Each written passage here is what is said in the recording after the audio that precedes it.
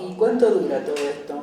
Dura lo que querramos que ¿Sí? dure, sí, y nos podemos encontrar otro día, si no, pero en general duran 1 hora y pico, 2 horas, pero ¿Usted tiene no un hay límite de tiempo hoy? No, lo que tengo es una vida muy larga, entonces en realidad debería durar como 24 horas. Bueno, vemos. No, Nos no, hacemos no, buenas no. reuniones.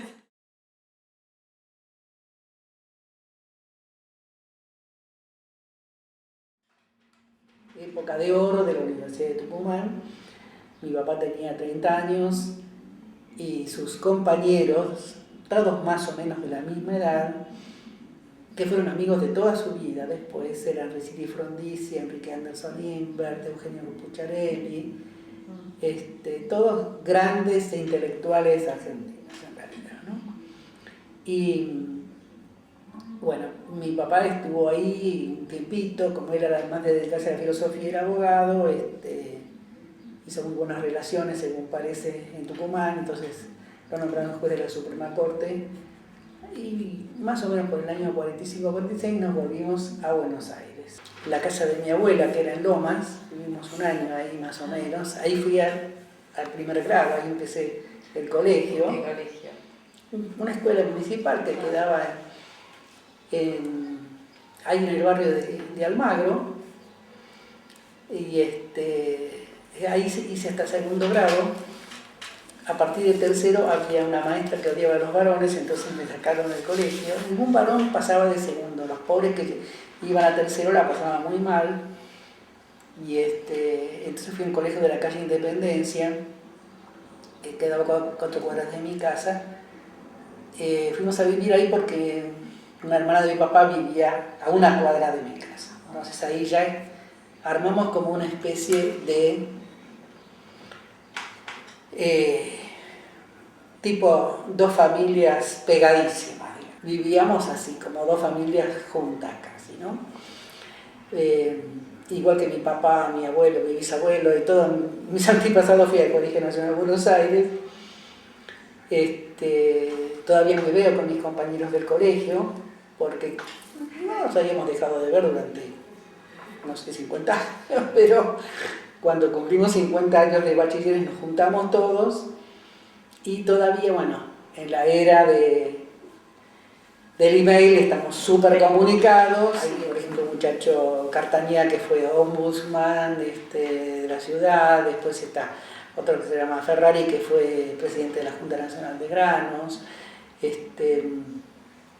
Ricardo Grimson que tiene un hijo antropólogo, pero que fue secretario de la drogadicción y no sé qué, es un psiquiatra muy, muy famoso, escribió varios libros. Esa es la primera parte. Después, bueno, empecé a estudiar Derecho, dije esto no es para mí.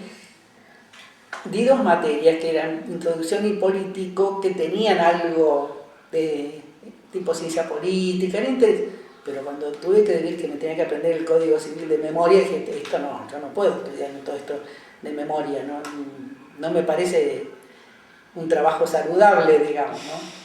Mi papá era abogado, pero él amaba la filosofía y siempre me decía que la profesión de abogado era mucho peor que estudiar Derecho todavía. Yo cuando salgo del colegio, al poco tiempo, con un amigo que es un arquitecto que ahora vive en Costa Rica, que era compañero del colegio, que escribía teatro, y decidimos hacer teatro. Entonces fuimos a probar en varios lugares y al final el nuevo teatro nos dijeron, mire, nosotros cursos no hacemos, pero le vamos a hacer una prueba. Y éramos como 20, estábamos ahí, pero a mí me dieron un papel en el teatro. Entonces yo durante un año trabajé en el nuevo teatro en una obra que yo les diría que fue absolutamente profética, porque la obra se llama Heredarse el viento, y es una historia verdadera, basada en una historia real, de un maestro que le hacen un juicio por enseñar la teoría de la evolución de Darwin. Bueno, el abogado defensor era Pedro Asquini, la novia del maestro, que en aquella época tenía muchos años menos, era Alejandra Buero, el periodista, que era un cínico, así, materialista, era Héctor Alterio, Entonces, bueno, yo trabajé con ellos durante bastante tiempo, teníamos función todos los días y 2 funciones los domingos, hasta que, bueno, la obra bajó de cartel y aquí me llevó al Teatro de la Facultad de Derecho, y ahí estuve también, trabajé en una obra, y bueno, después ya cambié, no seguí con el teatro hasta que en Misiones había un teatro universitario y me pidieron que trabajara allí, entonces trabajé en la obra El Nuevo Mundo de Somigliana, haciendo el papel de Marqués de Sade, con peluca y todo, ese calor espantoso tenía. Y eso fue lo último que hice en teatro. Estudié música, yo tocaba jazz en el piano, entonces una vez me oyó tocar un músico de jazz que hacía poco tiempo que había vuelto de Europa, que era Lalo Schifrin, y me dijo, yo te voy a enseñar. Entonces venía a mi casa y me enseñaba armonía, composición y cosas de ese tipo. Hasta que se fue a Estados Unidos, entonces se me pasó con otro profesor y seguí con un tipo hasta que bueno, vino la historia de que todos tenemos que hacer el servicio militar. Entonces ahí se me cortaron muchas cosas. Y cuando terminé el servicio militar, a mí se me planteó, digamos, el gran conflicto de que quería estudiar otra cosa. Entonces, bueno, me gustaba mucho la filosofía, pero me pareció que mejor no estudiar letras. Entonces, bueno, empecé a estudiar letras que realmente no me convencía. Es decir, me gustaba mucho la literatura, por eso entonces toda esa crítica literaria de desarmar toda la literatura a mí no me interesaba mucho. Y estando en la facultad, me enteré que existía la carrera de antropología. Yo no lo sabía. Y empecé a dar vueltas por el museo etnográfico. Además, yo había cursado Introducción a la Historia, que era obligatoria para todas las carreras, y había algunos compañeros de antropología allí. Entonces, bueno, me pasé de carrera sin perder las 3 materias que tenía, me las contaron, que eran las introductorias. Y entonces empecé antropología en la época que éramos un pequeño grupo del museo, el museo etnográfico, porque las clases se daban en el museo. Los primeros alumnos de antropología eran gente de la carrera de historia, que cuando se crea antropología se pasan a antropología.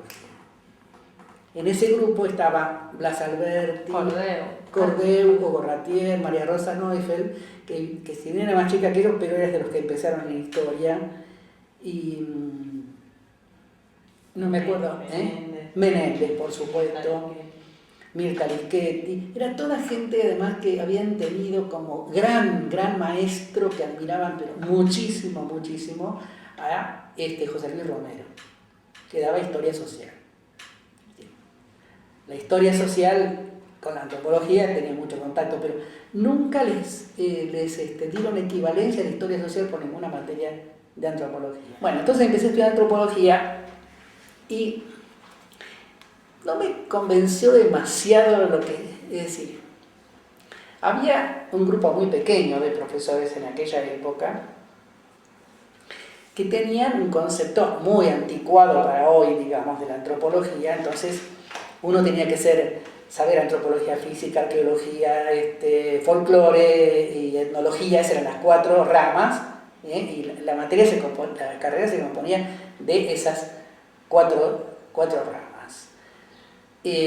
Pero fuera de la carrera de antropología había cosas muy interesantes. Por ejemplo, teníamos obligatoriamente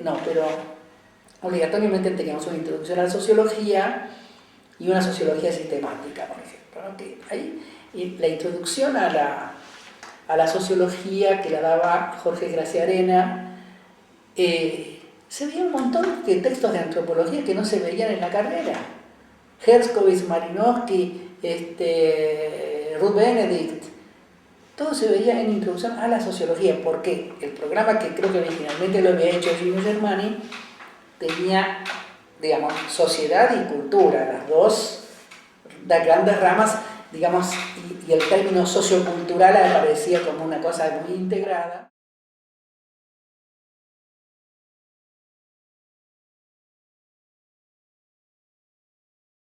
Y después ella trabaja para su doctorado con toda la cuestión de Su tesis se llama Poder Sobrenatural y Control Social.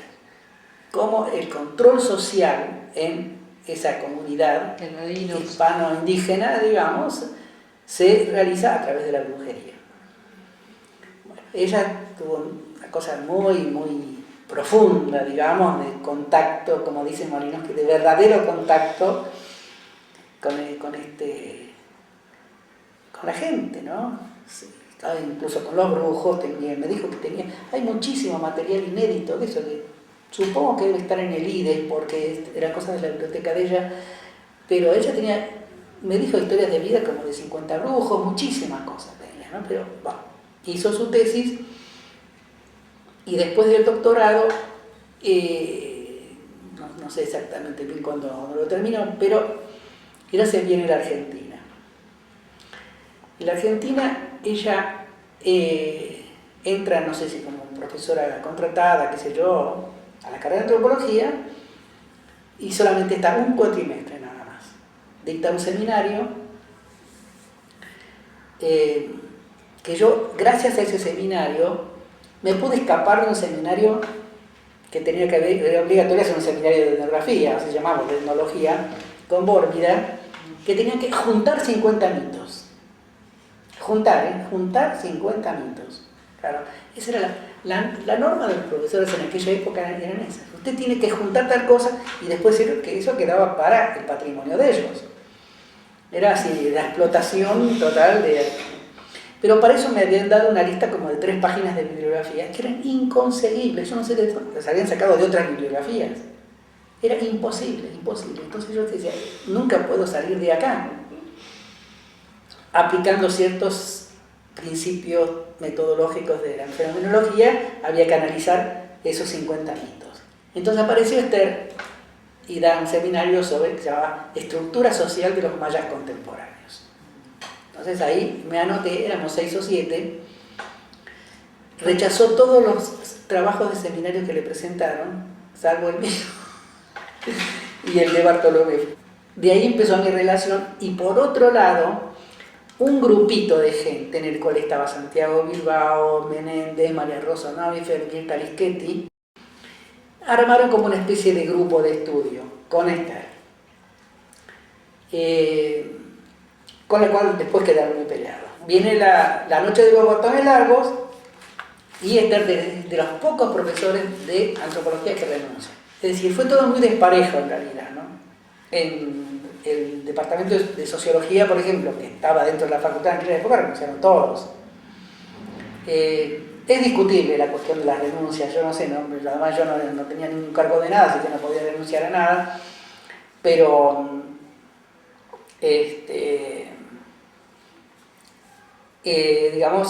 fue para la Universidad de Buenos Aires fue un golpe de no se repuso jamás, sobre todo que facultades como Ciencias Exactas que habían conseguido un nivel extraordinario, digamos, de producción y de calidad y todo eso, quedaron desmanteladas totalmente. Muchísima gente se fue del país, fueron a trabajar en lo que pudieran, ¿no? Y algunos no volvió más. Cuando se va Esther, un día me llama por teléfono, ¿qué va a hacer ahora? No, yo tengo un trabajo, acá tengo otro trabajo, me dijo. ¿Ah, sí? Sí, me dice, estoy en el Instituto Di Tella. Entonces me dijo que el Instituto Di Tella, donde ella, si el instituto tenía una estructura, es decir, el Instituto Di Tella tenía varios centros de investigación. Uno se llamaba Centro de Investigaciones Sociología Comparada, que después se llamó Sociales.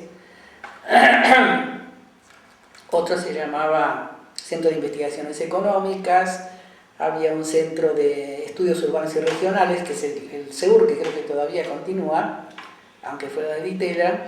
Después se creó un centro de estudios en administración pública, había un centro de estudios en educación, había muchísimos centros, más los centros de arte que funcionaban en la calle Florida, ahí, digamos, se hacían los happenings, todo a ese lugar lo llamaban la Manzana Loca, eran todas las cosas de Marta Minujín y todo eso se decía en el Di Tella, dentro del ámbito del Di Tella. El centro donde yo estaba tenía una estructura que había 3 investigadores que se llamaban investigadores principales o investigadores jefes, que eran los que tenían por lo menos doctorados importantes en el extranjero, que eran 3 nada más. Marsal, un sociólogo que después murió, García Bouza, que era psicólogo social, y Esther, nada más. Y los demás eran investigadores asociados. Allí estaban Eliseo Verón, Silvia Sigal, Ruth Sautú, Darío Cantón. Había un grupo de demografía muy importante, que estaba donde estaba Alfredo Lates, Oscar Kornblit, bueno, era un grupito de 10 más o menos personas, después se incorporó también Catalina Weinerman, y éramos un grupo de ayudantes. Mi trabajo era muy especial porque yo entré a trabajar en Ditela, yo todavía no me había recibido, en el 67, y ahí nomás me largué a hacer trabajo de campo.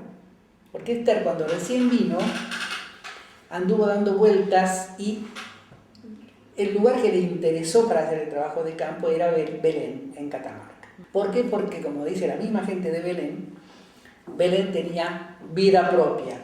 En el año 69, lo tuve del 67 al 70 ahí, ¿no? En el año 69, como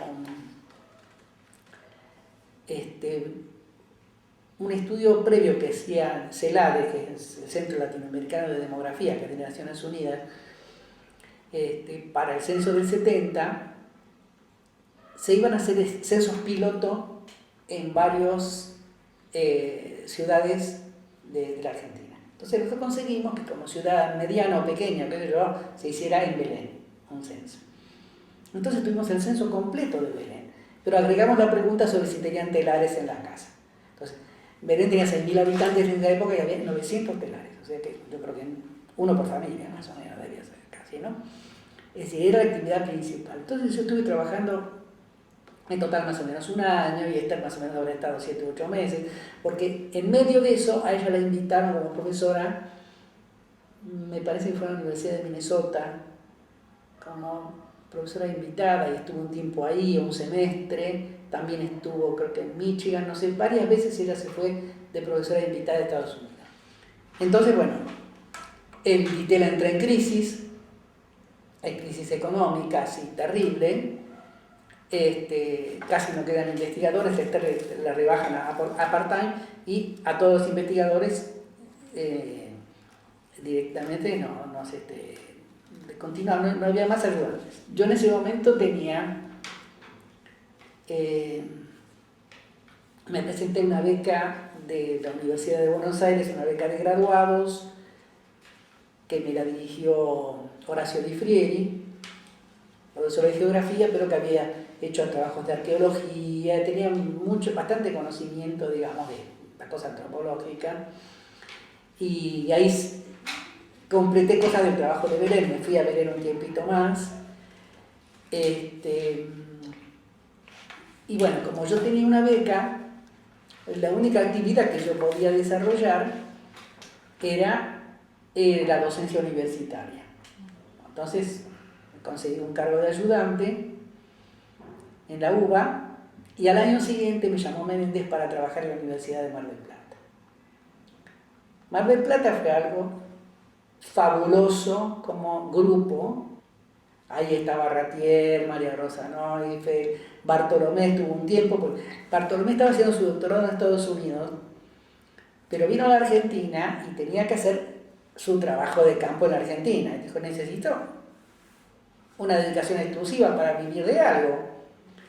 Mar del Plata no tenía dedicaciones exclusivas todavía en esa época, no sé si las tuvo después, y un buen día aparece un aviso en el diario que dice, se necesita un antropólogo social. Wow, jamás había aparecido. Lo guardaron en el diario este. No, ¿a dónde era? En Posadas, Misiones. Bartolomé había nacido en Posadas y dijo, oh, esta es mi patria chica, y ahí se fue. Y al año siguiente crea la carrera de antropología. Pero mientras tanto, nosotros estábamos en Mar del Plata. ¿Qué es lo que tenía de excepcional la Universidad de Mar del Plata? Es decir, la carrera de antropología, ¿no? Que yo empecé, ahí fue la primera vez que empecé a dar una materia parecida a HTA, que se llama Teoría e Historia de la Antropología. Pero el programa no lo hacía yo solo en mi casa. Todos, éramos 12 más o menos, o 13, nos reuníamos todas las semanas, además, y entre todos hacíamos todos los programas. Me acuerdo de Menéndez, cuyas adjuntas eran Neufeld y Lischetti. Ahí ya van 3. Después, Leandro Gutiérrez, que daba historia, Carlos Bastianes, que daba metodología. Bastianes era el gerente, digamos, o medio socio también, de una editorial que se llamaba Periferia. Yo les estoy hablando más o menos del año 71, 72, 73. En el 74 las cosas se pusieron muy mal. En Mar del Plata. En Mar del Plata y acá, en todas partes. Es decir, pusieron de rector de la universidad a un señor que se llamaba Arrighi, que era directamente un fascista. Los echaron a casi todos. Pero yo en ese momento no estaba. Yo había pedido licencia, porque yo en el año 74 me llaman para hacer un trabajo que duró parte del 74 y parte del 75, del Consejo Federal de Inversiones, que era un estudio sobre las migraciones de Catamarca. Yo estaba, digamos, absolutamente full time en ese trabajo, que incluso, además, económicamente para mí fue un desastre, porque lo que más me iban a pagar era para entregar el informe final. Y en medio de eso, antes de que llegara esa fecha, vino el Rodrigazo. Entonces me pagaron moneda, porque en esa época no había indexación, no había nada, ¿no? Bueno, entonces hice ese trabajo, y cuando volví a Mar del Plata. Y a mí no me habían echado porque yo no estaba, porque no sabían quién era, porque los interventores que había, parece que hubo un interventor que tenía una lista de los que eran los buenos y los malos, que yo no estaba en ninguna de las dos, y el tipo estaba furioso porque no sabía. Entonces, bueno, me dejaron porque pusieron una interventora en antropología, una directora del departamento, que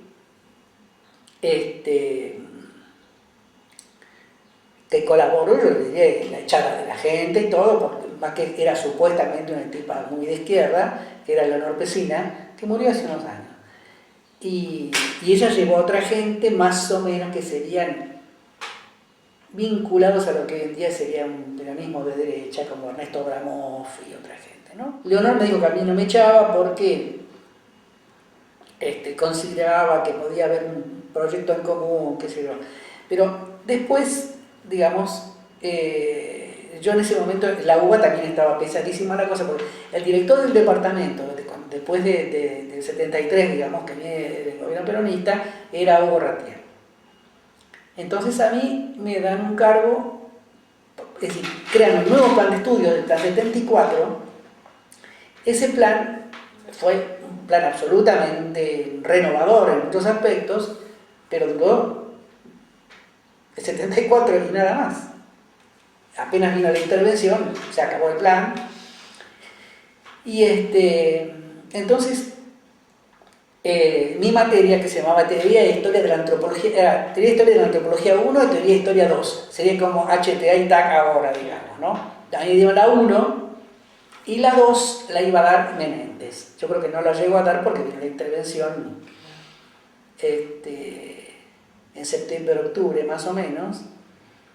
Y entonces, yo tenía como 600 alumnos en ese momento, una materia muy grande, tenía millones de ayudantes, ni sé cuántos ayudantes tenía.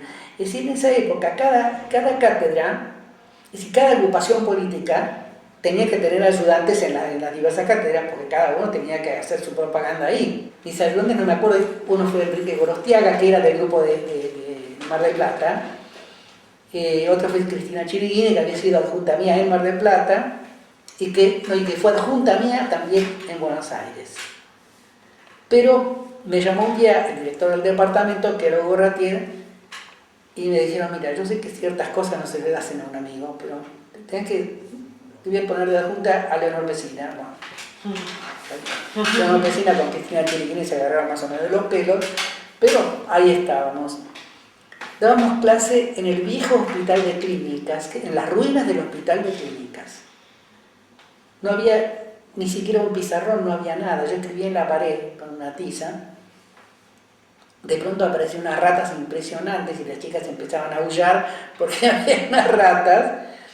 Era una época de terrible violencia, cadenazos y cosas de ese tipo. Un grupo que se agarraban muy mal. Y estaba, digamos, la figura de la decana, que era, no sé cuántos años tendría, pero cuando yo la conocí, ella tendría 20 años, que era Adriana Pugliese en ese momento. Y dentro de todo ese revoltijo, a mí me salió lo de Catamarca.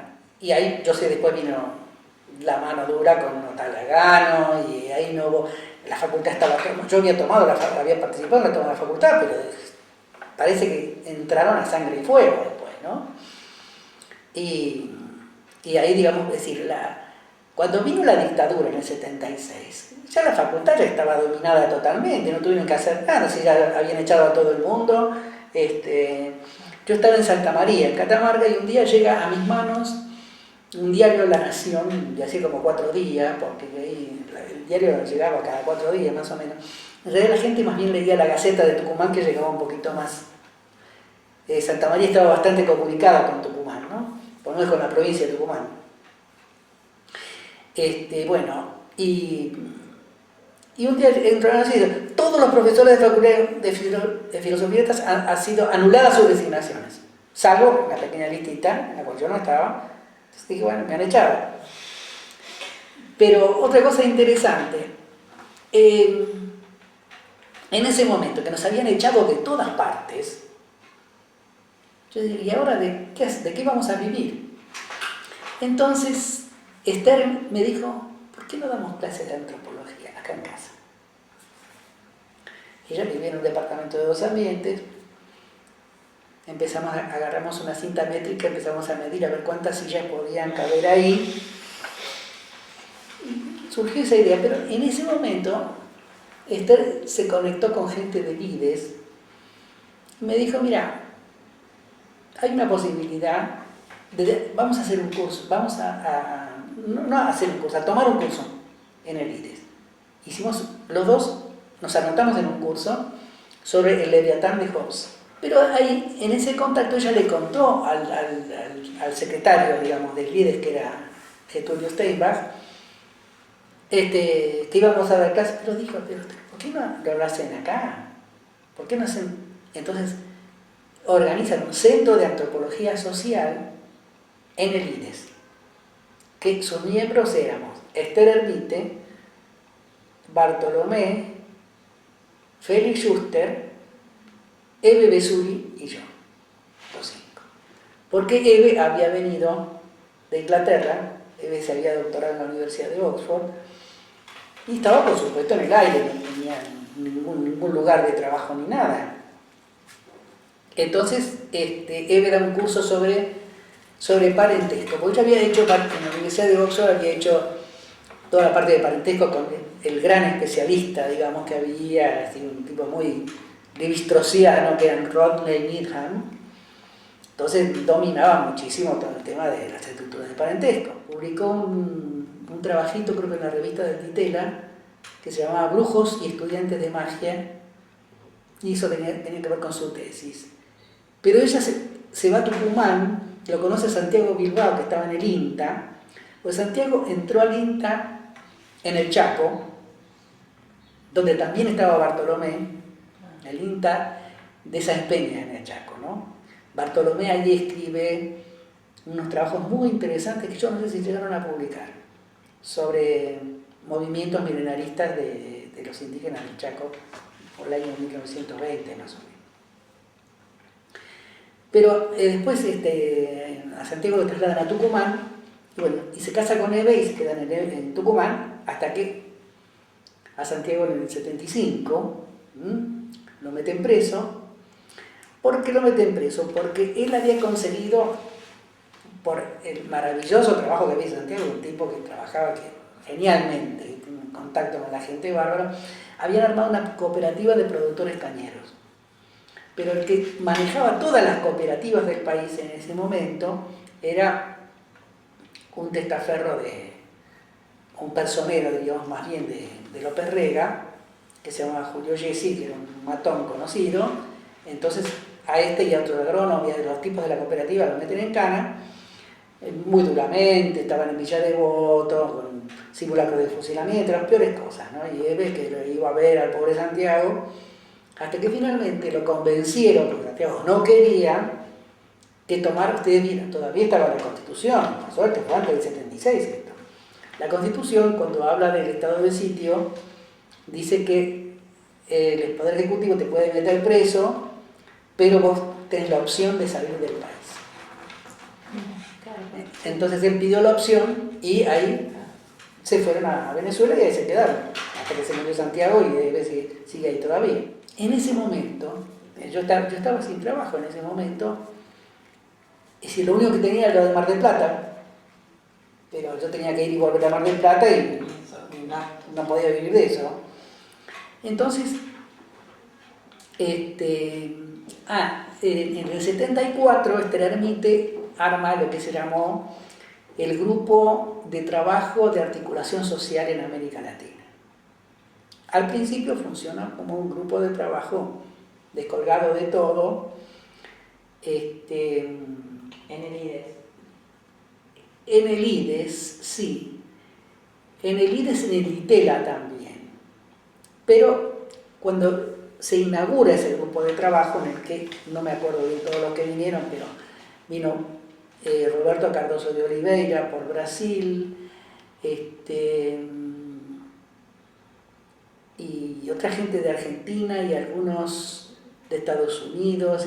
Stricon vino, Arne Stricon de la Universidad de Wisconsin, Sidney Greffield, que trabajaban juntos, y después estaban algunos, no sé, Bartolomé, Gatti, no éramos muchos tampoco los de ese grupo original. Quienes estaban en ese grupo es muy fácil, porque hay un libro que se llama Proceso de Articulación Social en América Latina, editado por Editorial Amor Ortu, donde está un trabajo de Esther y mío, otro de Leopoldo, otro de Stricon, ahí se ve quiénes eran los miembros del grupo, ¿no? Pero el día que se inaugura, que comienza esta reunión de trabajo, se muere Perón. Bueno, entonces fue una cosa que no tenían ni dónde ir a comer los tipos que habían venido de afuera. Entonces las reuniones que se iban a hacer en el Ditela se hacen en la casa de la madre de Esther Ermite, que vivía en Cali y Santa Fe, y ese grupo dura 3 reuniones. Se hizo una segunda reunión en Quito y una tercera reunión. La segunda fue una reunión muy peleada, porque los mexicanos dijeron que no podía ser que esto fuera... En la reunión, la primera reunión, ahí pasó una cosa importante, el director de Claxo en ese momento, no el director, el secretario ejecutivo, que se llama de Claxo, era Enrique Oteiza. Oteiza viene a la reunión y nos invita oficialmente a incorporarnos como grupo de trabajo permanente de Claxo. Entonces el grupo ese entra a Claxo. Claxo les diría que es lo suficientemente importante como para que unos años después el secretario siguiente, el que siguió a Enrique, fue de, ¿cómo se llama?, de Lich, pero de Lich le peleó ese puesto a Dante Caputo, que lo quería. O sea que realmente era un lugar muy estratégico. Entonces nos incorporamos como grupo de trabajo de Claxo, y en el año 76, yo ya estaba en Misiones, tenemos la última reunión de desencuentro sobre el final de la reunión, porque un grupo, Besuri, Archetti y algunos otros, hay algunos mexicanos, sobre todo Arturo Barman, es decir, en la segunda habían ido otros 2 mexicanos, que eran Rodolfo Stavenhagen y Guillermo Bonfil Batalla. Y ellos medio cuestionaron que cómo esto es un grupo de argentinos y qué sé yo, y en Argentina no hay antropología, comparación con México supuestamente. Entonces ellos querían captar el grupo porque Claxo era importante, Pero bueno, la Eve, Esther, Leopoldo se pusieron durísimos y el grupo siguió como estaba. Entonces se arma el grupo, los mexicanos, bueno, al final nos quedó Esther, digamos, y al año siguiente en Quito, en vez de Stabenhagen y Bonfil, vienen Arturo Warman. Arturo Warman, y entre ellos más o menos, no sé, hay una pequeña conspiración ahí, y ellos la descalifican a Esther diciendo que el grupo está mal organizado y que hay que hacer otro tipo de organización, que realmente no, para mí no iba a servir. No era que cada uno tenía que llevar un trabajo, sino que había que invitar a alguna celebridad mundial, como podía ser Eric Wolf, por ejemplo, o Sidney Mintz, y que ellos presentaran trabajos y que los demás fueran nombrados algo así como comentadores de los trabajos. Una cosa que no tenía demasiado sentido. Y Esther se sintió agraviada, atacada, furiosa y renunció. Pero ya no sé por qué le echó la culpa de todo a Delitzsch. Porque dijo que ella sabía que ellos se habían reunido con Delitzsch, que no sé. Y le mandó una carta a Delitzsch terrible. Yo nunca la leí la carta, pero supongo que Delitzsch se sintió absolutamente insultado. Y bueno, y ahí se acabó el grupo. Cosa que fue una estupidez porque hoy en día es imposible que nosotros, antropólogos, podamos tener un grupo de trabajo de Clarkson. Realmente se perdió esa oportunidad. Todo esto ya era en el 76. Yo ya estaba en Misiones porque, bueno, cuando Leopoldo y Gatti vienen de la reunión de Quito, el año anterior me proponen que yo vaya a Misiones. Yo en ese momento les dije que no, pero al año siguiente les dije que sí. Entonces, cuando les dije que sí, vino el golpe, se desaparecieron los cargos y entonces yo estaba esperando lo de Misiones, pero no salía. Hasta que finalmente Gatti consiguió un trabajo en México, se fue a México y quedó justo el lugarcito ese y dijo, vení ya. Entonces ahí nomás me fui. Y yo llego a Misiones ya en plena dictadura. La universidad, eso se lo habrá contado Leopoldo, intervenida por un coronel. El coronel le importaba un pito de la universidad, lo único que le interesaba era levantarse a alguna secretaria, y anduvo persiguiendo a las chicas. Y al poco tiempo se consiguió un trabajo más interesante que fue el Ente Mundial 78.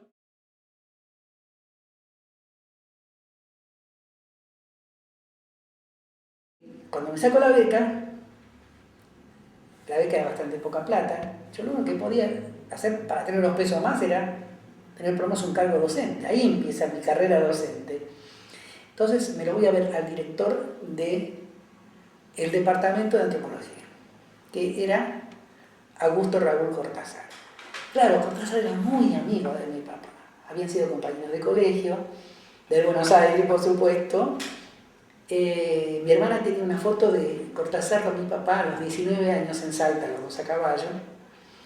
Y él a veces venía a casa, cuando yo era muy chico, y él contaba de sus viajes a Iruya, de las mulas, cómo se empacaban. Y era divertidísimo para mí toda esa historia, ¿no? Entonces me lo voy a ver a Cortázar. Le digo, mira Raúl, me dieron una beca y lo único que puedo hacer es tener un cargo docente. Si no me dan un cargo de ayudante, por lo menos voy a reducir la beca. ¡No, qué barbaridad! Entonces me dieron un cargo de ayudante de segunda en ese momento. A pesar de la oposición, él me dijo, de Bormi, de toda esa gente, que le dijo, tus amigos no me han dejado muy buen recuerdo acá, me dijo que mis amigos eran Menéndez y otros, que habían estado muy enfrentados con Bormi. Entonces me nombran ayudante de introducción a la antropología. En ese momento, introducción a la antropología era una materia para antropología, sociología y psicología. Tenía 1000 alumnos en ese momento. Y el programa era un programa absolutamente clásico. Lo habían hecho entre varios, lo habían hecho entre Lafon, Bormida, cada uno había hecho un pedazo. Entonces daban etnología, folclore, y antropología física, todo en uno, ¿no? Por supuesto, la antropología social no existía, ni sabían qué era tampoco. Bormida creía que era antropología aplicada a la antropología social. pero eso, ¿para qué sirve? A lo indio, con lo grande ya no se puede arreglar nada. Y a los chicos que lo mandan a los salesianos y ya está. Esa es la idea del señor Borgia. Entonces, los alumnos estaban furiosos con el programa. Entonces, Blas Alberti, que era uno de los ayudantes, había hecho un programa alternativo a él. Y los alumnos circulaba y los alumnos querían que se diera ese programa. Obviamente eso era imposible. Entonces, yo tenía un grupo de 20 alumnos más o menos, pero estábamos en aquella época en plena politización de la facultad. Entonces estaban los alumnos que eran los militantes políticos. Entonces aparecía uno, yo decía, ¿cómo te llamas? Yo el nombre no lo doy. Ah, el tipo, caliente el intestino. Bueno, dijo, te pongo ausente. ¿Cómo voy a mismo? Y me dijo, si no sabes qué, bueno, vení, me llevo a una esquina. González. Así era una cosa muy como de circo, ¿no? Bueno, hacer una huelga. La huelga consistía en no dar el parcial. Entonces, hicimos una reunión, los ayudantes, en la casa de Miguel Bartolomé. Miguel vivía en Belgrano en aquella época. Y por ser, digamos, democráticos, invitamos a todos los ayudantes, incluso a algunos que sabían que no eran digamos, de nuestra simpatía, y ellos nos denunciaron. Entonces, nos hicieron un sumario. Entonces, una de las primeras preguntas del sumario era: ¿usted estuvo en la casa de Bartolomé? Y a Blas Alberti lo denunció una alumna por hablar mal de la cátedra, qué sé yo, qué sé cuánto. Entonces, Blas, cuando lo interrogaban en el sumario, decía: lo que dice la delatora, decía. Bueno, entonces hacemos una reunión en el decanato, con el decano, y Blas, como siempre, así contemporizador, diciendo, bueno, y Bormida no aguantó más y le grita: usted dijo que el programa era una aberración y habló de Bormida y de sus lacayos. Y el tipo se quedó mudo, no podía decir nada. Con todo eso, había quedado la cosa muy estancada. Entonces, Di Frieri, que sacaba siempre una solución de la manga, decidió que el problema radicaba en que esa materia era buena para la gente de antropología, pero no para sociología y psicología. Entonces deciden crear una materia especial para sociología y psicología. Y a mí, que era un ayudante, me asciende a profesor adjunto en ese momento, y el otro adjunto fue Manuel Roca, y lo ponen, digamos, como responsable de todo acordeo. Y a Blas lo dejan fuera. Entonces yo fui a quejarme a Di Frieri, dije que por qué lo habían dejado afuera, bueno, pero no me dieron nada. Entonces, pero la cuestión era echarnos del departamento de antropología, que quedáramos fuera. Yo estuve un tiempo en sociología y un tiempo en psicología. Tenía, por supuesto, un montonazo de ayudantes, pero buenos ayudantes realmente tuve. No me acuerdo todos quiénes eran, me acuerdo de Chola Itzigson, por ejemplo, de Inés Moreno. Había tantos ayudantes que las comisiones tenían ayudante y coayudante.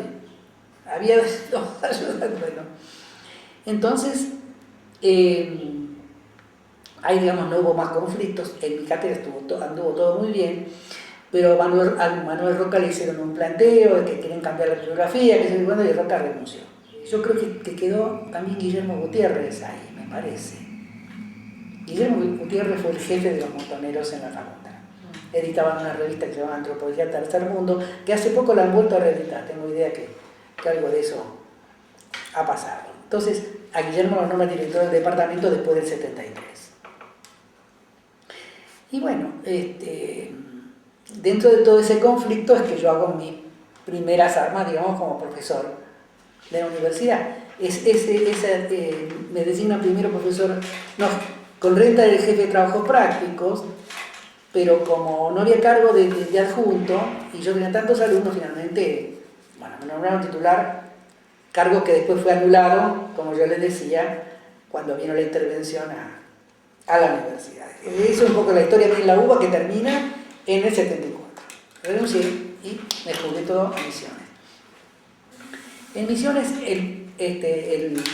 bueno, eso se lo habrá contado Bartolomé, pero el ministerio nos exigió que presentáramos una fundamentación de para qué estaba la carrera de antropología. Porque era una carrera, claro, el rector tenía instrucciones de cerrar la carrera de sociología y de psicología, porque no la pudo cerrar. Entonces, seguimos con antropología y teníamos que fundamentar la existencia de la carrera. Entonces, con Bartolomé nos laburamos todo un fin de semana y explicamos que la provincia de Misiones era un mosaico multicultural, multiétnico, que estaba enclavado justo entre Paraguay y Brasil. Los militares tenían tal obsesión con las fronteras y todo eso, y que por lo tanto había que estudiar esas culturas para que la gente, digamos, se argentinizara de alguna manera, qué sé yo, qué sé cuánto. El expediente dio vueltas durante 2 años, el ministerio vino así de gordo, lleno de sellos, con la resolución final de no modificar la carrera de antropología, y salvamos la carrera. Lo que sí teníamos 3 alumnos, porque los alumnos tenían miedo de anotarse en esa carrera. Teníamos una alumna paraguaya, por ejemplo, que estaba pidiendo los papeles, y lo llamaron de la gendarmería y le dijeron: si seguís estudiando eso no te damos los papeles, y se fue. Y poquito a poquito fue creciendo la cantidad de alumnos. Ya en el 79 ya teníamos como 15, y ahí fue, ahora hay muchísimos más, no sé cuántos hay ahora, pero ahí fuimos realmente afianzándonos mucho, y bueno, entonces empezamos a ampliar la planta docente, que al principio éramos Bartolomé y yo, y Denis Baranger, que es sociólogo. Entonces llamamos primero, a nosotros nos interesaba Enrique Martínez, que ahora sí está en Misiones. Enrique se fue a Costa Rica, estuvo trabajando allí hasta que terminó la dictadura.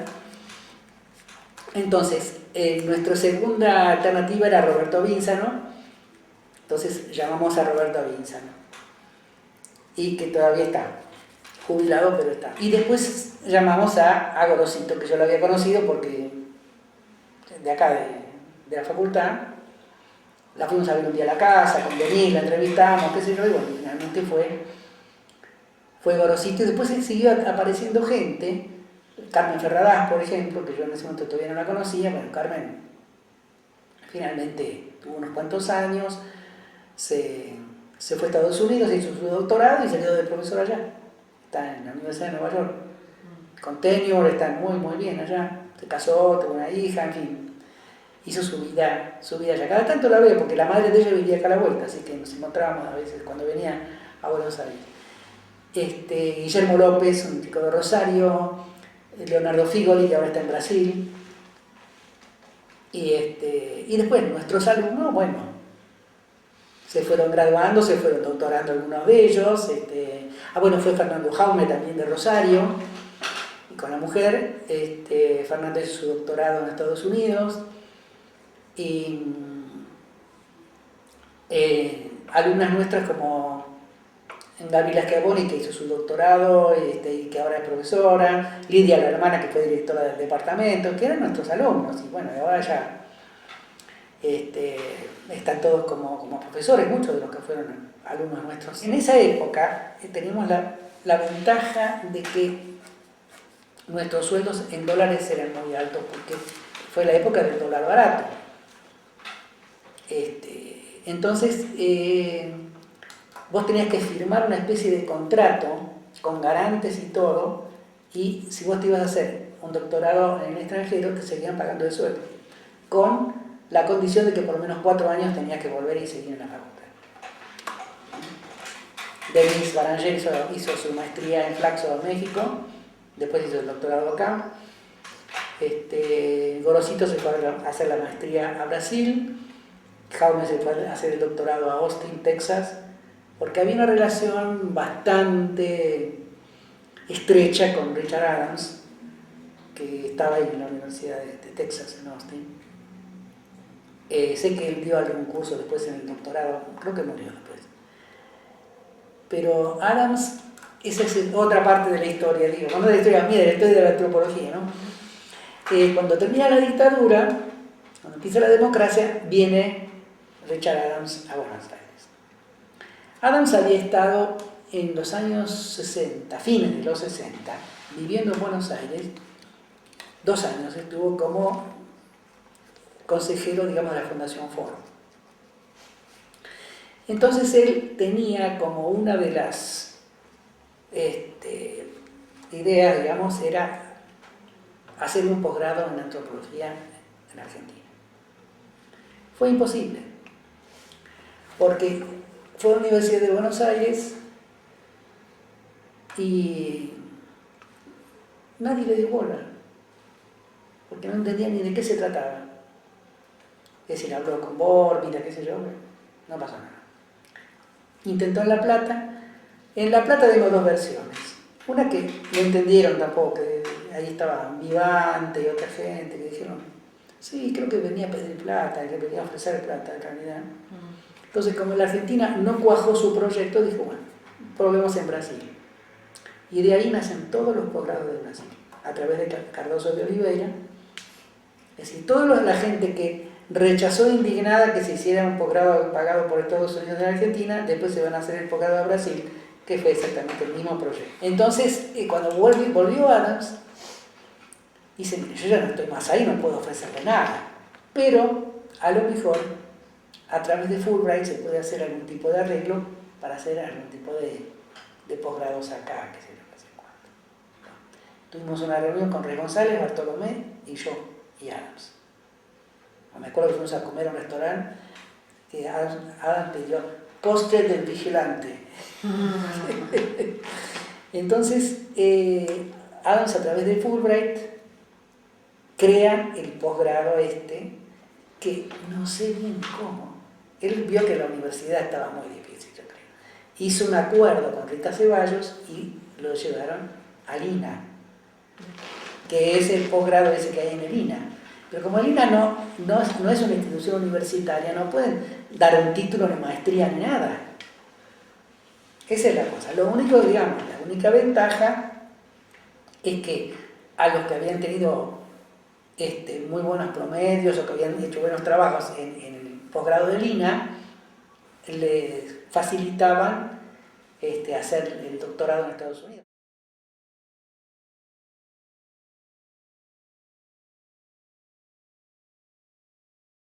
Estamos en Misiones todavía. Misiones la pasamos muy mal durante la dictadura, es decir, que sí, que la pasamos muy mal.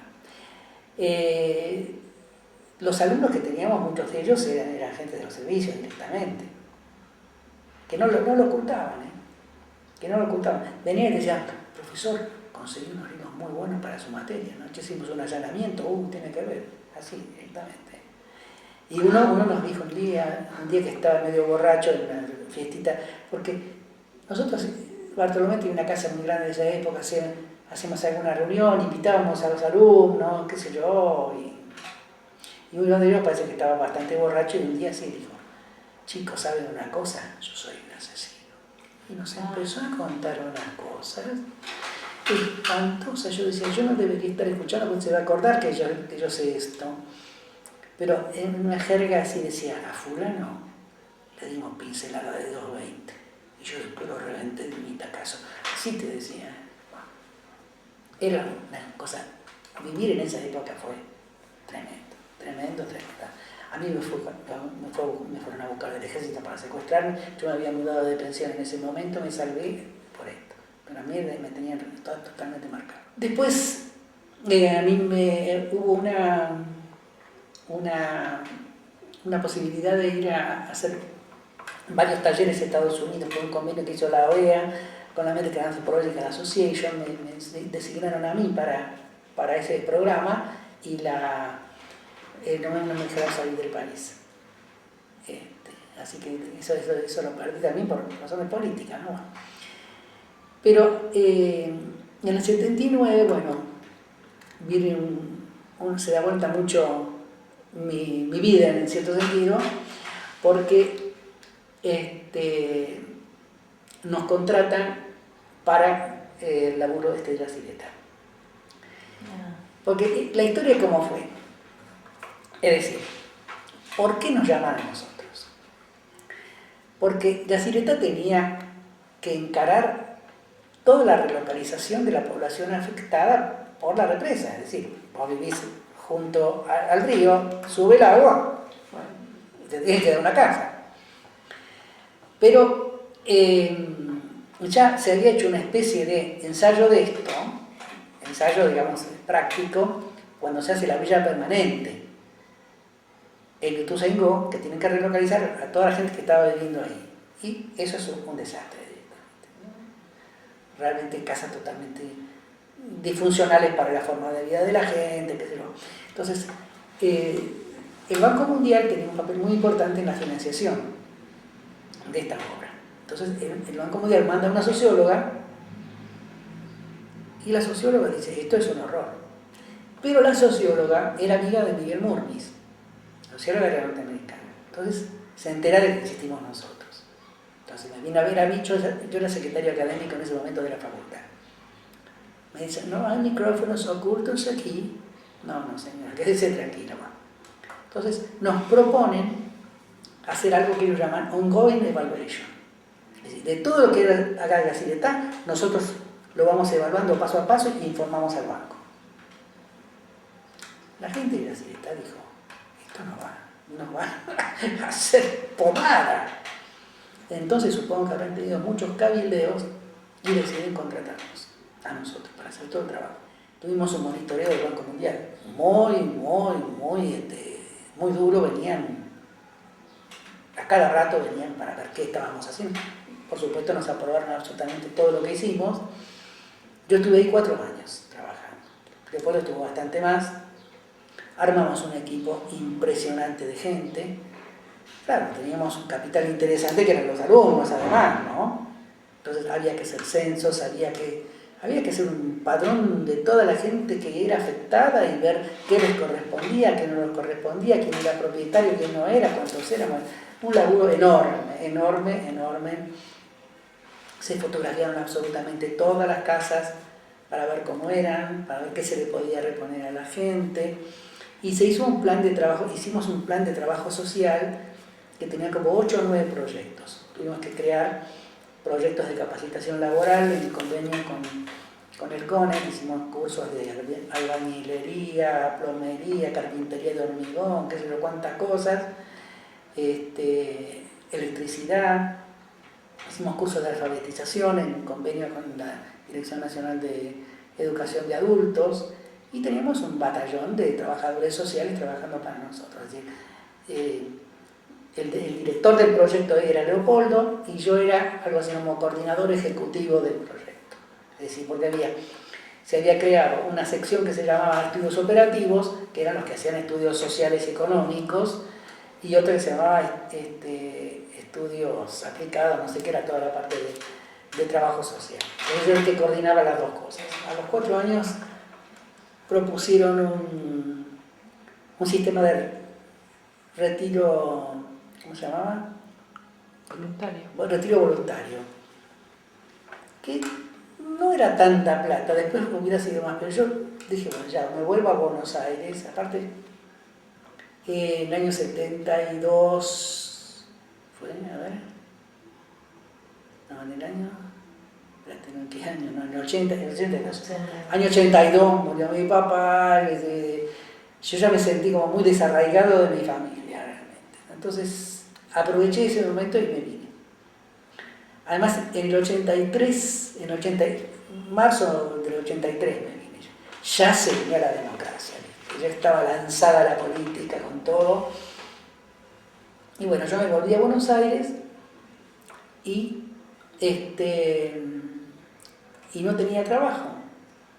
Pero había un sociólogo que había sido consultor de Yacireta, muy buen tipo, para mí muy buen tipo, por lo menos un sociólogo que se llamaba Juan Carlos Agulla. Agulla murió ya hace unos años. Y él era profesor de sociología en la Facultad de Derecho. Entonces me dijo, Carlito, ¿por qué no te venís de adjunto? ¿Qué sé yo, qué sé cuándo? Entonces fui adjunto en Derecho durante un tiempo. yo me había presentado a concurso, todavía en la época de la dictadura, se llamaron algunos concursos al final. Me presenté a un concurso de una materia que se llamaba Metodología de la Investigación Folclórica, las clasificaciones folclóricas. Pero yo me di cuenta, no sé por qué cosa, a lo mejor porque cursé con la señora de Batini, que lo que ellos llamaban folclórico era una traducción, se podría decir, de folk. Entonces gané el concurso. Pero ellos lo impugnaron y en medio de eso vino una resolución de, no sé, del Ministerio de Educación, no sé quién, diciendo que todos los concursos que no estaban terminados, que no estaban sustanciados, quedaban anulados. Entonces se anuló mi concurso y yo recién, cuando vino la democracia, concursé nuevamente, concursé TAC y la gané. Entonces, finalmente viene la democracia. En la democracia nombran, yo estaba dando clases, desde el 82 estaba dando clases en Flaxo. Viajaba de misiones para dar clases en Flaxo, porque en Flaxo armamos una especie de módulo de antropología dentro de la maestría de Flaxo. Ahí tenían todos los alumnos, Santiago Guala, Rosana Guber, Blanca Carrizo, todos eran alumnos míos ahí. Toda esa nueva generación, digamos, ¿no?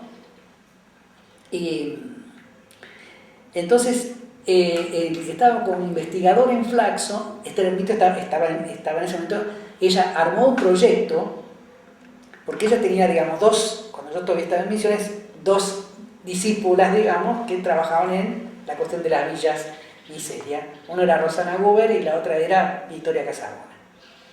Entonces ella, con Victoria y Rosana, piden un subsidio a la Inter-American Foundation, que le dan como $50.000, y con eso arman un proyecto, teniendo lugar de trabajo Flaxo, y ahí incorporan después a Mauricio Boivin y a Sofía Tiscornia. Entonces, cuando viene la intervención, en la universidad, en el 84, digamos, cuando empieza la democracia, lo nombran decano Rodríguez Bustamante. Rodríguez Bustamante le ofrece el cargo de director del porque los directores del departamento eran los que tenían que organizar toda la nueva facultad en realidad. Entonces, él le ofrece primero el cargo a Esther. Esther Ermita dice que ya no agarra. Entonces se le ofrece a Bartolomé. Le dice que no. Y Esther Ermite, Bartolomé y Reyes González, los tres me proponen a mí. Entonces me nombraron a mí. La normalización de la universidad tenía un tiempo límite. Al principio dijo 1 año, después se extendió creo que un cuatrimestre más.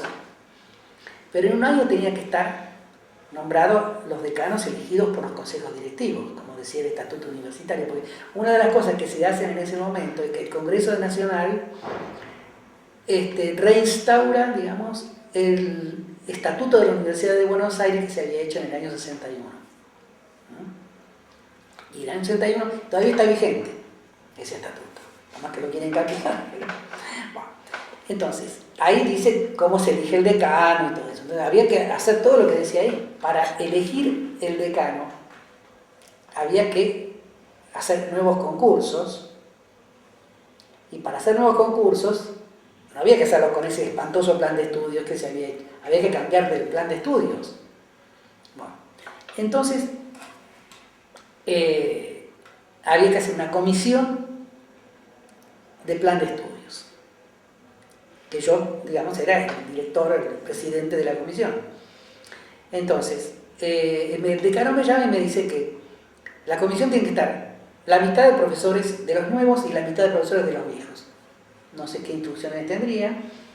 Entonces, no me acuerdo quiénes estaban. Estaba María Rosa, que yo era el director del departamento, y María Rosa era la secretaria del departamento, ¿no? Secretaria académica del departamento. Entonces, en la comisión sé que estaban, no me acuerdo quiénes estaban, pero estaban Cordero y Cifredi, estaban de los viejos, ¿no? Bueno, y tenía que haber estudiantes. Creo que había 2 estudiantes, pero venían de a 10 los estudiantes. Y nosotros nunca los echamos, pero bueno. Discusiones y discusiones y discusiones. Y bueno, se armó el plan de estudios que todavía está vigente de esa manera. Y entonces, bueno, sacamos el plan de estudios e inmediatamente llamamos a concursos.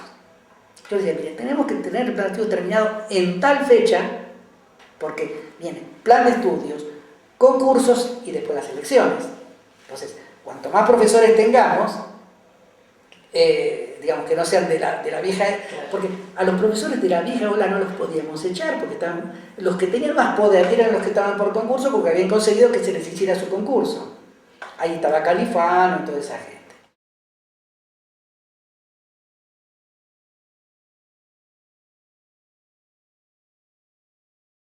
Los colegios profesionales tienen una funcionalidad mucho más importante cuando las disciplinas son más profesionales. Por eso, por ejemplo, el colegio profesional de agronomía es muy importante, el de los agrónomos, el colegio profesional de ciencias económicas también es súper importante, el de escribanos ni hablar, el de abogados, porque están permanentemente fijando las reglas de su profesión. Pero lo que pasa es que todavía no está consolidada la antropología como profesión, esa es la cuestión. Es decir, yo he tenido la oportunidad, pues yo digamos, aparte del académico, ¿qué hice yo profesionalmente? Mi primer trabajo que se podría llamar profesional fue el trabajo de la Cileta. Después, cuando vuelvo a Buenos Aires, un par de años después, me piden que trabaje para otro proyecto, que era otra represa hidroeléctrica que se iba a hacer, que se llamaba represa de Garabí, que quedaba también ubicada en la provincia de Misiones, pero más al sur de Posadas, más bien del otro, sobre el río Uruguay, no sobre el Paraná. Yo ahí trabajé 2 años, haciendo estudios de impacto ambiental, pero muy relacionado con los ambientalistas, cosa que en Yacyretá no lo estábamos tanto, en una consultora que se llamaba Hidrenet, que era asociada a una consultora brasileña que se llamaba Hidroservice. Porque así como Yacyretá es argentino-paraguaya, este era argentino-brasileño. Entonces, bueno, aprendí muchísimo con eso, porque la gente estaba trabajando, había especialistas en fauna íctica, por ejemplo, íctica. ¿Por qué? ¿Qué pasa cuando vos embalsás un río? Eso, como me dijo uno de los ingenieros, con todos los agroquímicos que vuelca, sobre todo Brasil, ahí se transforma en una sopa infernal. Así me dijeron. Entonces, toda la construcción de redes de monitoreo del agua, es decir, había, digamos, había estudios de flora y fauna, y nosotros lo conectábamos con la parte de estudios sociales, digamos, ¿no? El impacto social que eso iba a tener.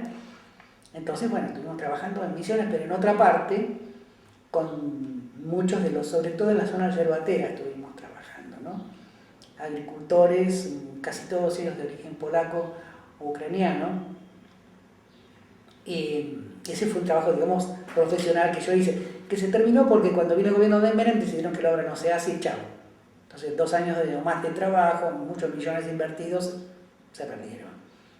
Cristina ahora firmó con Lula la vez pasada que la van a hacer, pero el colegio de graduados actuó una vez, ahora que me acuerdo, cuando salió la ley del sociólogo. Porque la ley del sociólogo decía que cualquier trabajo que se hiciera con estudios sociales tenía que haber un sociólogo. Y entonces le dijeron, ¿y los antropólogos qué dijeron? Si nosotros también hacemos estudios de este tipo y que tenemos que poner un sociólogo obligadamente. Entonces me llamaron a mí, en una comisión de la Cámara de Diputados, por ese asunto, para que explicaran, bueno, cuáles eran los aspectos sociales del trabajo del antropólogo. Yo te diría que quizás sería más operativo que hubiera un colegio que nucleara a los sociólogos y a los antropólogos sociales juntos, porque la antropología puede estar muy interesada en lo que pasa con el rescate arqueológico de determinados sitios, pero nosotros no tenemos nada que ver con eso en realidad. Es decir, son disciplinas en este momento absolutamente separadas. Entonces, qué sé yo, nosotros en realidad tendríamos que estar en muchas universidades. La antropología está junto con las ciencias sociales, está junto a las humanidades. Vos tenés letras, historia, ¿cómo se llama? ¿Qué? Y filosofía, claro. Pero en muchas partes, digamos, la antropología está mucho más cerca de las ciencias sociales, como realmente tiene que estar. Sobre todo nosotros nos dedicamos a la antropología social. Pero yo te diría que habría que... Sí, todo el tema de las incumbencias aparece muy mezclado por eso también. Toda la política de la época de la dictadura fue el vaciamiento de la investigación en la universidad. Entonces fueron creando centros, todos dependientes del CONICET, como el CAEA, el programa de estudios prehistóricos que hizo la mujer de Bórmida, la bicha Bórmida, el PREP. Entonces, cuando yo me hice cargo del instituto, cuando se hizo cargo Lorandi, porque cuando a mí, ahí venía lo que usted estaba hablando, cuando me llama el decano y me dice, bueno, proponé director de museo, director de instituto, yo propongo para el Museo Arre González, que estuvo un tiempito y después se fue, y para el Instituto Lorandi.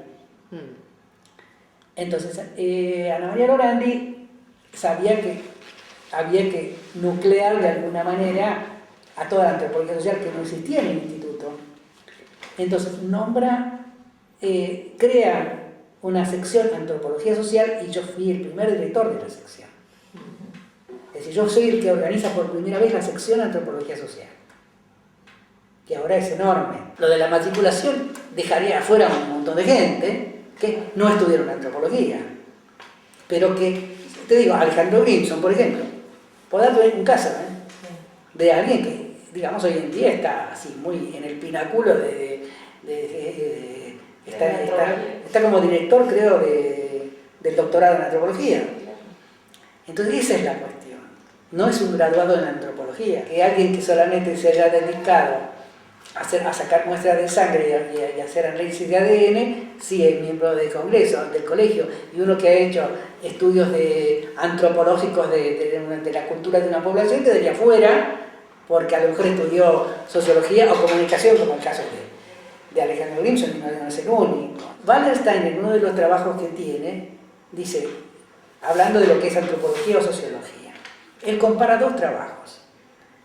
El trabajo Street Corner Society de White y el trabajo Tallis Corner de Liebau. Y dice, que me digan quién es el sociólogo y quién es el antropólogo, no se van a poder dar cuenta, son iguales. Las técnicas, todo es exactamente lo mismo. Entonces, es muy difícil, ¿sí? ¿Es antropólogo o sociólogo? No se sabe. La antropología argentina, no sé cómo... Yo creo que no hay una antropología argentina, como no, eso lo dice Manuela Carnero de Acuña, no hay una antropología francesa como hay una cocina francesa. Son cosas muy distintas. Son cosas, digamos que, por un caso, antropología francesa. Maurice Bloch hace no sé cuántos años que está enseñando en la London School of Economics. Es antropología inglesa totalmente, pero él es francés, habrá hecho sus primeros estudios a lo mejor en Francia. En la antropología argentina los ponen por un lado a Menéndez y por el otro lado a Califano, van a decir, no, pero esto no tiene nada que ver lo uno con lo otro, y los dos se podrían llamar antropología argentina, porque los dos se formaron en la misma universidad, pero uno terminó la universidad y después empieza su vida de otra manera.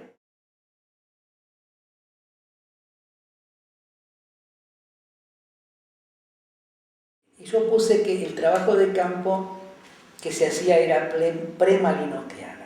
Es decir, si te digo que tiene una falla, la antropología argentina es la escasez de trabajo de campo.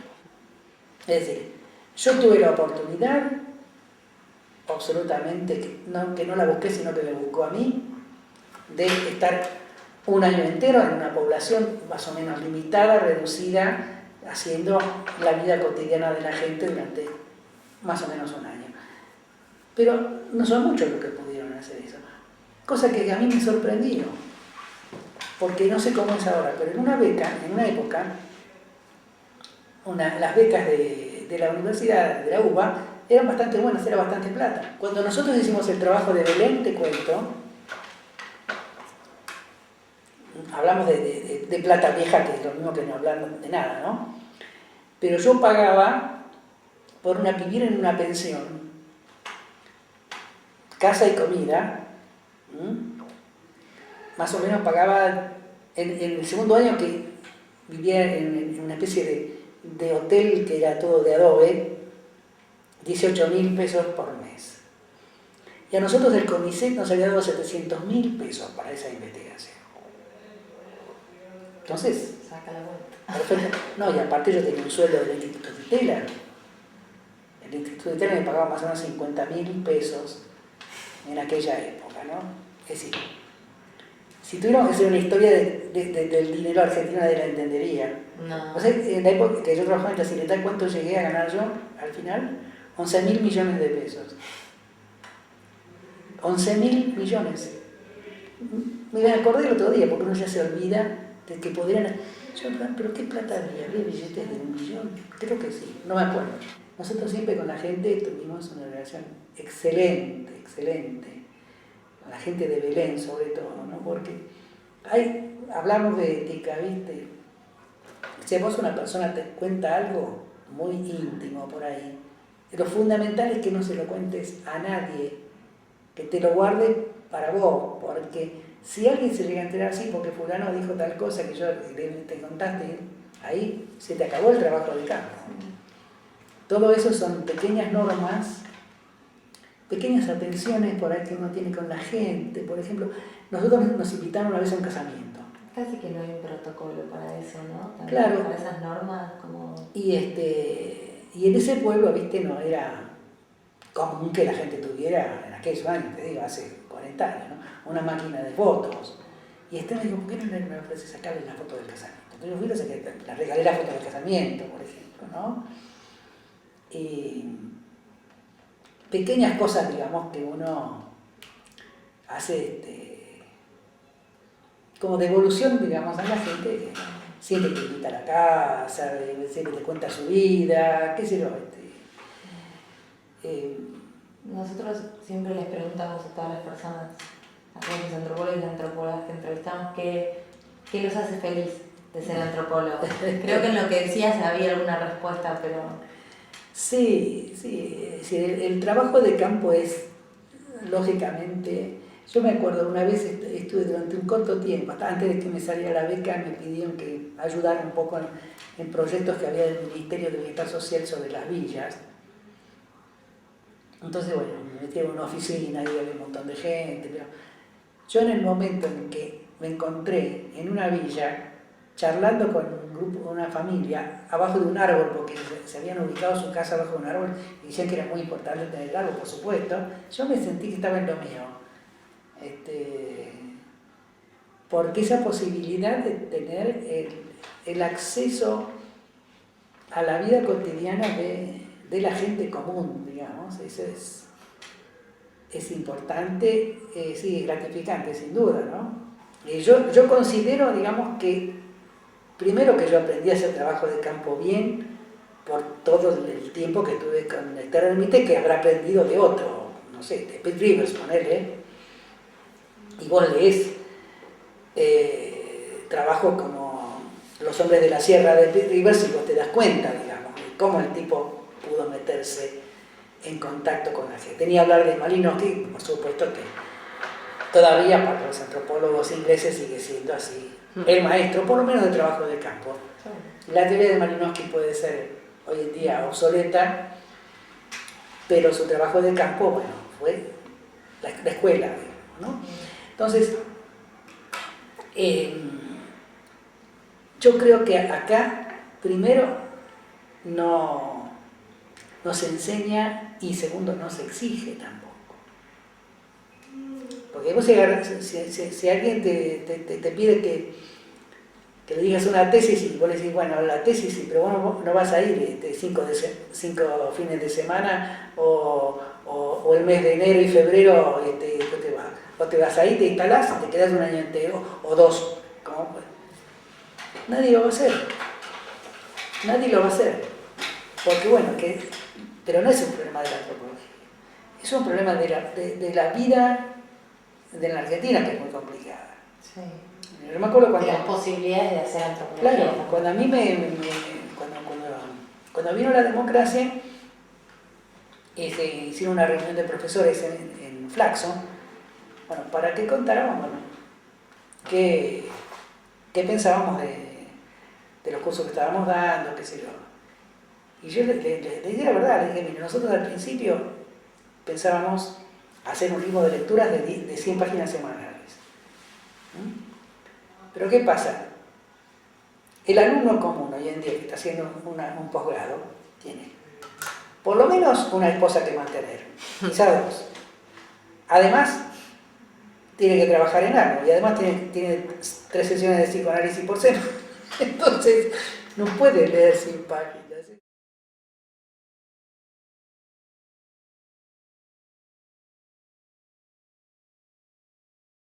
Yo creo que desde el punto de vista de la formación académica, digamos, fueron muy distintos porque, es decir, Bormida tenía una formación absolutamente, digamos, dentro de aparte de su formación en ciencias naturales, que fue el principio, digamos, de lo que él estudió en Italia, pero Bormida tuvo una formación académica muy ligada a las humanidades en cierto sentido. Es decir, con un sesgo un poco vinculado a filosofía, historia de las religiones, muy antipositivista, tal como él lo decía.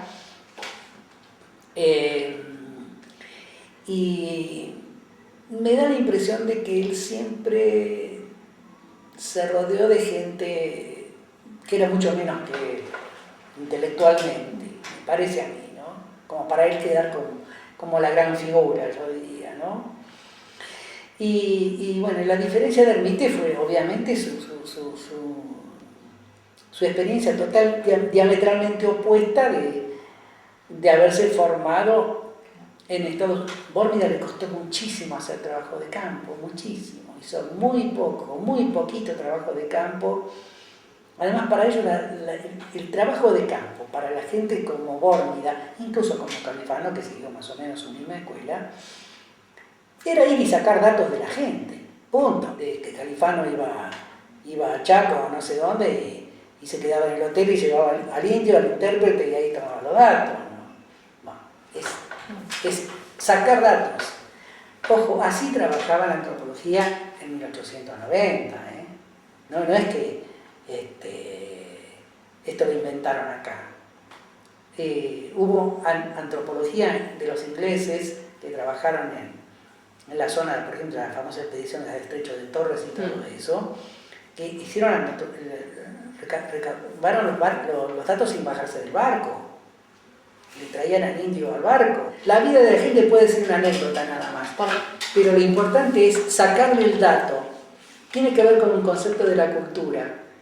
Sí, si vos tenés un concepto más moderno de la cultura, que dice, bueno, la cultura es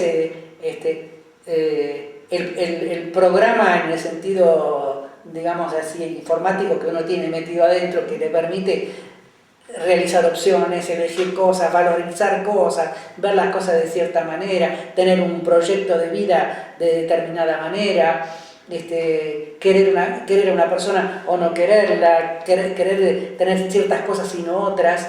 Bueno, eso es una cosa, ¿no? Como decía Ana María Lorani, me decía una vez, estuve hablando con Carlos Asquero y me dice cómo ustedes desperdician, tienen que entrevistar a las viejas que se acuerdan muchísimas cosas. Esa es esa forma arcaica, y Bormida participaba de ese modelo, digamos, antropológico, obtener los datos. Pero, es decir, te diría que la diferencia básica sería la antropología social versus la antropología que no es social. La antropología, en cierto sentido cultural, en el mismo sentido de que está separado de la sociedad, de lo social, es no como vive su vida Juan Gómez, sino qué patrimonio alberga Juan Gómez. Por ejemplo, la receta de las empanadas, ¿te das cuenta? Es decir, no interesa demasiado qué significa en la vida de ese tipo poder ofrecer a determinadas personas de su amistad o de su parentela una determinada comida. Eso no importa. Importa la fórmula. Descubriste que la receta de las empanadas es igual a la que se hace en el Ecuador, por ejemplo. Entonces empezó a pensar cómo fue el itinerario de la receta de las empanadas. Una cuestión de cómo internacionalizar un poco más la antropología argentina, siguiendo un poco, el modelo, no digamos de Inglaterra o Estados Unidos, pero por lo menos de Brasil. Y además la cuestión del trabajo de campo, ¿no? Es decir, si vos fíjate, los países de más desarrollo de la antropología en América Latina, México y Brasil. ¿Por qué se debe eso? Yo diría que hay dos cosas importantes, me parece aquí.